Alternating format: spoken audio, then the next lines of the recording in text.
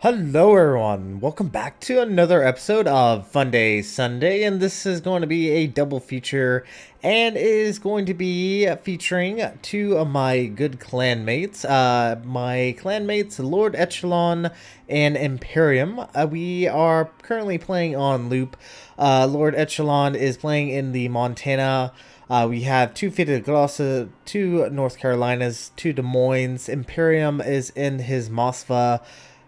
We have a Rune, a Shimakaze, I am in the Habrosh, and a Kagero. On the enemy team, there is a Yamato, Iowa, Missouri, Tirpitz, Bismarck, two Des Moines, one Henry the Fourth, Edinburgh, sorry, Hipper, Gearing, and a Habrosh. And both of these replays are going to be, once again, with a few of my clanmates.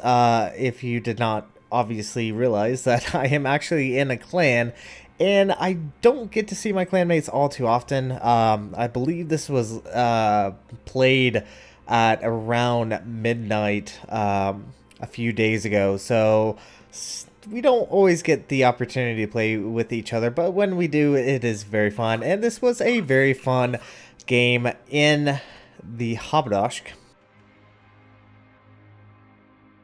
And so right now I am pushing towards A. Obviously I'm in a Habrosh, and pushing into B would not be very smart. As you can see, the detection on the Habrosh is 8.7 kilometers, and I really do not want to push into B and be very easily detected. So I'm actually going to push towards A, and it looks like there is one destroyer pushing towards A at the moment and is possibly going to start to cap. Looks like we do have a friendly Kagero that is coming this way as well. Now Imperium is taking the position just north of B, obviously using his bow armor to his advantage to help ricochet any AP shells that may be coming his way. We do have a enemy Hipper well within range. I do switch over to AP, and for anyone that does not know, Russian destroyer, especially the Habrosh, its AP can Citadel cruisers, and here I'm actually going to go ahead and start slowing up, pop my own smoke screen, and open up against this enemy Hipper. And look at that, almost 6,000 points of damage right then and there, and there we go. Got a Citadel on that enemy Hipper, caused significant amount of damage, and obviously he's going to retreat. And as soon as he starts pulling away, our AP is going to be fairly ineffective against him. But you can see he has taken significant amount of damage, and he's going to retreat from here on. Now our team obviously is pushing more heavily towards A. We do have a few loners going towards C to try to assist as best they can. Hopefully they can at least be able to capture C. We do get a fire, and just trying to take out this Hipper. He's very low on health. Don't want to give him the opportunity to pull away and continue offering suppressive fire for his battleships and destroyers. Should be able to go down. I don't think he's going to last any much longer. He has two fires. Yeah, he is going to go down to us. We get the very first kill of the game, first blood, and we're not done. Oh no. We're gonna burn things to the ground, and this is what the Habrosh does, is this long range fire with HE, and it's fun. It can be very exhilarating to play the Habrosh if played correctly, and obviously it's very annoying to play against a Habrosh, especially if it's a good player. So we do have a Missouri that is currently sitting sort of bow on. Obviously HE is going to be the best option that we have, and we get a fire on that Missouri. Now we have lost our Des Moines to a enemy Kagero. Looks like torpedoes did get him, so we're now fairly even set, but we have lost a tier 10 versus their tier 8. So not particularly a even trade, and there is the enemy Gearing. He is going to be a threat. Would definitely love to get rid of him. I think I am going to try to help out our destroyer over at A as best as possible, and this is just a fun thing. Even though the Habrosh has been slightly nerfed, with the rudder shift being decreased slightly, at this long range it doesn't inhibit it too much. You're still able to maneuver around fairly easily, and the range on the Haberdash is 13.5, so you still have that buffer zone and the speed to allow you to maneuver away and kind of keep your distance, so you're not going to be eating that much damage. Now we do have a North Carolina. Don't exactly know what he was expecting to do. Obviously ate some torpedoes and is now charging in towards a Yamato, and you can probably guess what's about to occur right now. He is probably going to go down. Now we do have a friendly smoke screen obviously in place, so we're going to quickly take advantage of that and lose our detectability. And the enemy gearing is in that smoke screen. I do not have torpedoes. Unfortunately, I have another minute before those torpedoes are ready. But we do have a friendly Fidel-Glossa pushing in, and with that Fidel-Glossa should have hydroacoustics, and this will prove very valuable against this gearing, who is obviously hiding in his smoke screen. His torpedoes are probably not going to be up since he did launch them against the enemy North Carolina. And there he is. It looks like he actually pulled back outside his smoke screen. And just watch how quickly this gearing goes down. Switched over to AP just to try to see how much damage I can do with AP Salvo, and honestly don't really see that big of a difference, but we got the kill, so that is kill number 2. And now is the time to actually pull away from this Bismarck. His secondaries were within range, and get a fire on the enemy Bismarck. Now unfortunately we have lost Imperium in his Moskva, which is unfortunate. Unfortunately he was just in a wrong place at the wrong time, so he unfortunately does go down. So the teams are fairly even. We have lost 1 battleship while they've only lost 2 cruisers and a destroyer, so not a particularly good trade, especially since we've lost 2 tier 10 cruisers versus a tier 8 and a tier 10. They did lose their Henry IV, so that I guess is beneficial because Henry IV is a good HE spammer. And there is a Tirpitz just sitting in a very unfortunate position and fires galore. This is the fun thing about the Haberdash, is just setting those fires and just allowing that fire damage to just chew up the Tirpitz. And I do switch over AP. Your AP is very viable, especially against broadside battleships such as this Tirpitz. Unfortunately, we're just not able to get the hit that we're hoping for, which is slightly unfortunate. Now we do have Echelon that is in his Montana. He's obviously sitting bow in, very similar to how I was in North Carolina's will do.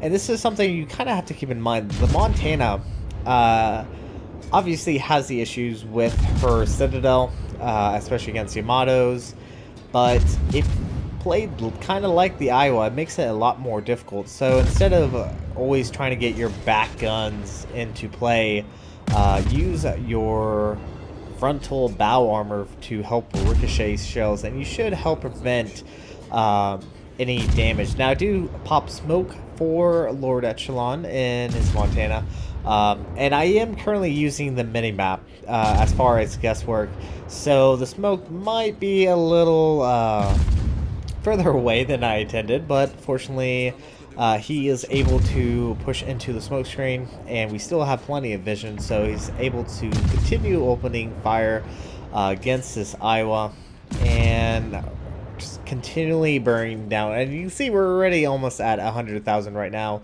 That fire damage is definitely racking up right here right now, and we get another fire on this Iowa, which is just downright beautiful. And obviously the enemy team probably doesn't much care for me. Now we're not doing so hot. We're actually down 5 ships to their 4, so they do have a ship advantage, but we do have a cap advantage, which is actually very, very nice. And it looks like the Iowa did open up against us, and fortunately we're able to dodge all that salvo, and this Iowa should be able to go down here in a moment. And I think probably what is the major issue for the enemy team is that their battleships aren't really pushing. We still have all the destroyers. You can see how much control destroyers offer a team over where enemy battleships can move. And since we are still alive and we haven't lost any of our destroyers, we're able to continue supporting our allies and continually harassing these battleships. And this Iowa is so low on health. We need to kill him before he does use his damage control, his repair. And it looks like we get kill number 3. Very, very nice. And it looks like I have attracted the attention of the Des Moines, who is firing AP at me, which, I mean, is alright. As you can hear, sometimes we can ricochet the AP from the Des Moines, and obviously there's another Des Moines. Now, obviously, a Des Moines is one ship I do not want to face against, especially with that high rate of fire in the HE. Yes, can really rack up against a Haberdosh. And the enemy Yamato is well within torpedo range, and I have dropped my torpedoes. And let's see if we can set a fire. If we can set a fire on this Yamato and force him to use his damage control, it will hopefully mean that when my torpedoes do land on this Yamato, that he will just flood to death. And that's, well, at least my hope. Now, it looks like the Bismarck secondaries are trying to rack up some damage against us, but we are able to pull away and continually harassing this Yamato almost non-stop. Now, here, unfortunately, I was not able to get a fire, but our torpedoes are inbound, and I'm hoping that we might be able to catch him and possibly end this major threat. And it looks like we have landed a torpedo against the Yamato, and it looks like he has used, I believe, his damage control, so that means that if we can get a fire, that fire is going to stick, and lo and behold, we get a fire. Very, very nice. So that fire is going to stick, hopefully, until he does eventually burn down. Obviously, he is the focus fire at the moment by our entire team. So even if he is able to survive this fire, he's going to be very, very low in health. And here is just a bad position. He is being outflanked by us, and we do switch over to AP, and you can see this AP does rack up the damage. Unfortunately, we fell a little bit short there, but that is unfortunate. Unfortunately for us, the Kagero does take out the enemy Yamato, so unfortunately we're not able to get any more damage from him. But there is a Bismarck that is kind of low health off by himself, and you would think that this Bismarck would be able to at least do some significant amount of damage. But the Haberdosh, and at least this is my build on my Haberdosh, and we earn Confederate. Very, very nice. I don't run the heal. I mean, the heal is nice. It does allow you to regain that health.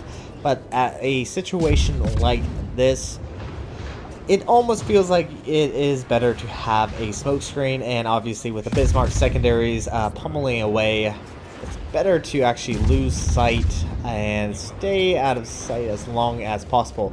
Now, there are a few ships that actually do have radar on the enemy team, which is that Missouri and that Des Moines.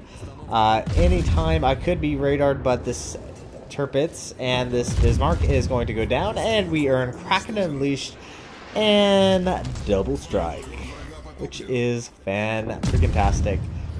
So, plenty of time to sit here and just pummel away against this Missouri, who is showing us broadside. I am hoping to at least catch a fire against this Missouri, but unfortunately RNG was not very kind with me right there, and it looks like the Missouri has actually opened up with his radar, I believe, to at least take out that enemy Kagero. But the enemy team has not held a lot of caps, and you can see we are actually about to win any moment now, just due to caps. And this is why cap is so dreadfully important, because without your caps, you end up to lose the game. Alright everyone, welcome back to the second replay. Once again, I am joined with both Imperium and Lord Echelon, and I am currently in my Neptune, joined with Imperium in his Neptune, and Lord Echelon is in his Fletcher, and we are playing on probably one of my least favorite maps to date. It is almost shared with Okinawa. Okinawa I'm a bit iffy on. Sometimes it can be fun, sometimes it can be like pulling teeth. But Mountain Range, I just definitely just like overall it's just one of the maps is just I don't really understand.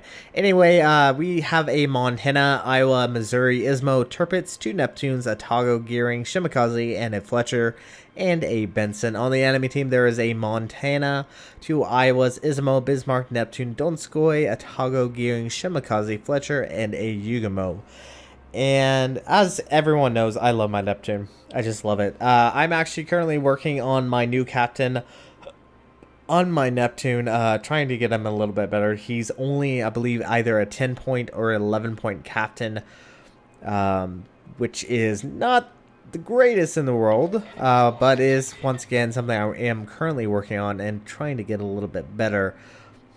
So we are essentially trying to cap, and it looks like the enemy team might be pushing towards the A cap, or at least better yet, they are lemming training. And I'm not a big fan of lemming trains. Very rarely will they work. Very rarely have I seen a lemming train actually work. Most times it falls apart. They either get flanked, or the people that push out too quickly get picked off one by one. This might be one of those rare instances where the lemming training actually does work to their advantage. And as you can see, there is a enemy at Neptune that did went ahead and popped smoke essentially right in the middle of the ocean.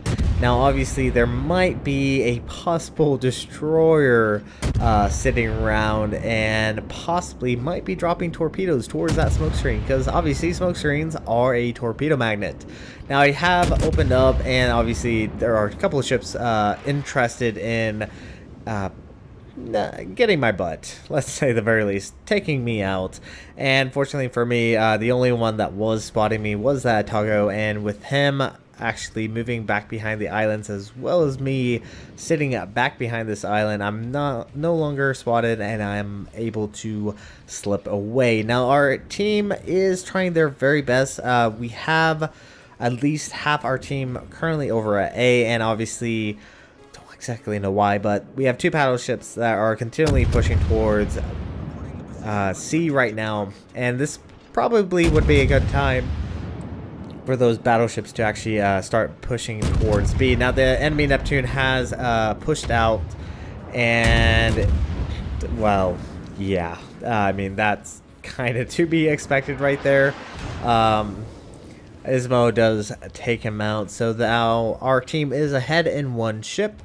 And I've attracted the attention of the Ismo, and keep an eye on this Ismo. Ooh, that was a close dodge. Very close hit there. Keep an eye on this Ismo. He's gonna play a part in this battle, and this battle is fairly close. Wasn't expecting to win this.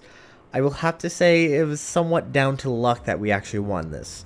So our friendly team is meeting the majority of the enemy team over at A.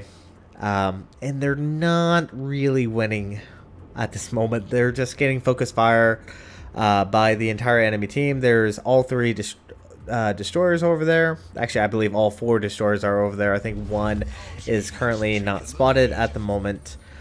So all 4 destroyers are over there, all their battleships and their cruisers. So we're gonna probably be losing our Montana, possibly our Togo, and possibly our Iowa here soon. Yep, there we go. We have just lost our Montana, which is not something I particularly want to see. And we have just lost our Togo, and we're about to lose our Iowa. So within about 15 seconds, we've lost about 3 ships. We have taken out 1 of their ships, which is actually good to see. But yeah, not a good situation considering we've lost our tier 10 and 1 of our tier 9s, and they still have all of their battleships. So I have taken up position to open up against this Iowa, trying to keep myself as narrow as possible. And the only real major threat that I have to be concerned about, obviously, is 1, torpedoes, but is the enemy Donskoy. The enemy Donskoy has around 11 kilometer detection on his radar, and that is one thing I do not want to deal with and show a lot of broadside. So I am trying to keep my ship a little bit angled while still bringing all guns to bear on this enemy Iowa. And you can see we're starting to rack up some of the damage. Now, I don't know why it seems to me that I have better luck with my Neptune than with my Iowa as far as like dealing damage. Maybe it's just me. Maybe I'm just hallucinating or something. Maybe I'm taking too many drugs or something. That's a joke. Anyways, so our team have lost 4 ships to their 2, and this Iowa is probably going to go down. He does have torpedoes incoming. He is losing quite a bit of health, and oh yeah, Lord Echelon does take out the enemy Iowa with his torpedoes. And this Ismo, once again, keep an eye on this Ismo. Just be aware of his existence. He's going to be prevalent throughout this battle. He's actually going to be sitting in that spot the entirety of this remaining section of the battle. And of course, there are the enemy torpedoes. More than likely, those are possibly the gearings, or it could actually possibly be the Shimei. I don't know, actually. I think it's a good time to actually start reversing. Try to take out this enemy Fletcher. He's so very low on health. One good shot. There we go. Our actual first kill of the game. And did I mention there's a enemy Ismo just right around the corner? And we are currently detected. Yeah, not a good position. Unfortunately, Imperium is in a bit of a pickle at the moment. He has taken quite a bit of damage. There is a Bismarck that is pushing in. More than likely has hydroacoustics. And we are detected by an enemy destroyer. And, oh gosh. Hello, Mr. Ismo. Hello. Once again, not a good position, but fortunately we're able to negate most of that damage. Only one of his shells landed and only over-penetrated, so I'm fine with that. Now, this positioning is not the very best, I will have to admit. But I do have to be extremely careful because there's also Montana. Fortunately for us, the Montana is actually not looking at us. Ouch. Fortunately, once again, over penetrations. I'm okay with that. And the enemy Hakaym does pop up. And for a second there, we did get a shot at him, but we only ricocheted a few shells against him, which is unfortunate. Now I am pushing up just a little bit, hoping to get some sighting on this enemy Hakaym. Would love to take him down right now. British cruiser versus any destroyer. Yeah, a British cruiser can definitely tear up a enemy destroyer very, very quickly. Unfortunately for us, we have lost sight on the enemy Hakaym. Oh, there he is. And who is going to get the kill? We do only land 1 hit, and I am going to go ahead and pop my own smoke. More than likely, I probably would have been targeted down by the Ismo. Fortunately, we have actually taken out their Montana, but there is a enemy Donskoy that is 5.5 kilometers away. If he does pop his radar, I could at least be detected by the Ismo. Hopefully I would be able to, if RNGesus was with me, be able to ricochet any incoming shells, but more than likely we will probably eat a Citadel. The British cruiser armor can be finicky at times. Sometimes you get those ricochets, and sometimes you get those Citadels. And it looks like we have just traded destroyers. We have lost our Benson, and they have just lost their Hakaym. They do have a friendly Iowa that is just currently sitting all the way out west. And here I'm just going to go ahead and drop my torps, try to get out and reposition myself as quickly as possible. Torps are kind of a guess, hoping that this Ismo has stayed in the same position. Hopefully he actually was pushing out. And oh, hello, there he is. And we are once again targeted by the enemy Ismo, and looks like he just got a Citadel, but our torpedoes look pretty good. There we go, 6 torpedoes, devastating strike, and 1 dead Ismo, and that has actually shifted the balance of power, and the Iowa is firing HE at me. Don't exactly know why. Now, unfortunately for us, our Shimakaze is currently dealing with a enemy gearing, and once again, a British cruiser versus a destroyer. Yeah, my gambling, which I'm actually not very much into gambling, my bet is going to be on the British cruiser, and this gearing, don't know why. I think he's trying to actually pop smoke, or he has, and he's trying to actually reverse. Yeah, it goes down, but he does at least take out the enemy Shimakaze, so I guess he has at least achieved some satisfaction in his life, which is, I guess, a good thing. And I don't think the enemy team is going to be around for very much longer. The Donskoy is extremely low in health, 746, but our team is in the lead in points. We've held on to B and C for the majority of this battle, while the enemy team have done a pretty successful job taking out our friendly team over at A. They were just not able to handle all the smoke clouds and torpedoes and fast firing guns from the British cruisers that they were not able to push into B. Now, at the moment, we could be a little bit careful. We are going to win on points. There's no doubt about that, unless the enemy team just gets extremely lucky, which I highly doubt. And I'm trying to spot this enemy Donskoy, who has 215 points of health. Yeah, oh gosh, I would love to shoot, but at the exact same time, it would just give my position away. And there is a Iowa. Once again, this Iowa has not been particularly useful to his team, but there is nothing he can do. So I think we're probably going to win this. I don't know if we're going to be able to get the Iowa. That would be nice. Let's see. We're at 986, almost at 992. Yep, open up. Sure, why not? This Iowa cannot do anything to kill us. And we have won the game on points. So this is actually going to be it for this episode of Funday Sunday. Thank you guys so much for watching. And if you like what you saw, hit the like and subscribe button. You guys have a great and fantastic day. Zai Jin.